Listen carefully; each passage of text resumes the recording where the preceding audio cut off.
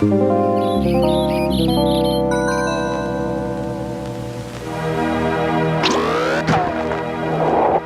sure could go for some pork right now.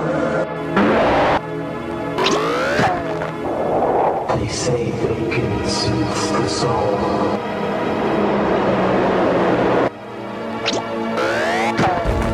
Does anyone else know sausages?